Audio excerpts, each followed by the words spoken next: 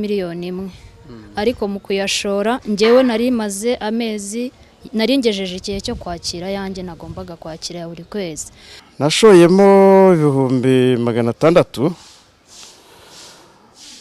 byagombaga kujya bimbyarira inyungu buri kwezi nyuma y'amezi 3. Aba batanga ubuhamya barimo abakiri bato mu myaka n'abandi bakuze kandi bajijutse kuko mu mvugo zabo bumva basobanukiye iby'ubucuruzi. Gusa ayo mafaranga bavuga ko bashoye ntibayicururizaga ahubwo bayahaye kampani yitwa Unlimited Wealth yororaga inkoko. Bayatanga ibabwira ko bayiguzemo imigabane ariko bagomba kujya bashaka abandi nabo bakabungukiraho kugeza ubwo bisanze baguye mu gihombo kuko ibyo bijejwe batongeye kubihabwa. Saba gusa kandi bahombejwe n'ubucuruzi bashoramo bagasabwa kuzana abandi babashamikiyeho kugira ngo babungukireho kuko nanone hagati mu mwaka wa 2021 abarenga 200 bakoze igisa n'imyigaragambyo mu nyubako ya MIC. Iyo nyubako nta kindi bayishakaga muretse ko ariho ngo hari ikicaro gikuru cya kampani yakoreraga kuri internet yitwa Supermarketings. Ubundi bakagenda bahabwa inyungu bitewe n'umubare w'abantu bazanye nabo batanze andi mafaranga. Supermarketings nyizi ko ari ugushora amadolari bakakungukira bitewe n'amafaranga washoye. Je nashyizemo amadolari 120. Nakoraga akazi kandi nabona umuntu nkamuzana. Dr. Francis Abumugisha ni umuyobozi wa Goodrich TV akaba numwe mu bamenyekanye ku ikubitiro bashishikariza abandi kujya mu bucuruzi busa neza n'ubu bwa piramide ariko bwo bwahindirwaga amayeri wishyuye agashukishwa guhabwa inyunganiramirire ariko nawe agasabwa kuzana abandi bamushamikiyeho. Nyuma yo kubihombera amatari make akajya no mu nkiko aburana n'ababimushyizemo nawe hari inama agira abagishukwa ngo bashore muri ubwo bwambuzi.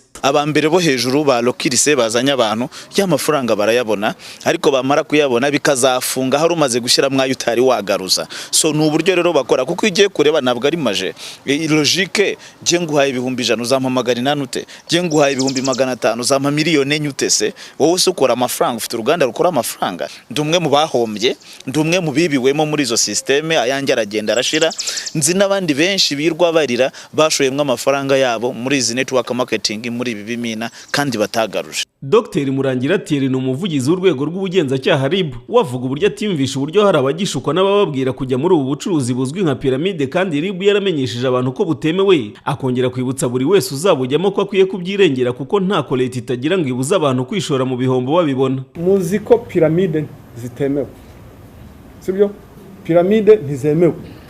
Piramide niki ni bira bikorwa by'uruherekane rw'amafaranga ngo kanaka ngo nkakwinjizamo ugatanga ya undi akinjizamo undi akinjizamo uyu. Ibyo bintu ntimubizi ntitwabwiye abantu ko ibi bintu bitemewe mugende mubambarize kuki mukibijyamo muzi ko ari ibintu bya risk. Nta mumaze iminsi mwumva ibintu ngo bya fortune nibyo bintu byo gutanga amafaranga ngo kanaka winjizemo kanaka bagukorera ka app ukabona ngo amafaranga ngo yinjiye kuri app yawe ukayafata wowe watanze cash ngo kuko ngo winjiye muri app wa registeringze warangiza ukabona ngo ayo mafaranga igihe cyo kubikuza cyagera system ikifunga. Ibi bintu bya piramide mubivemo byitwa ibimina byitwa piramide byitwa ibiki ni mubivemo birabahombya.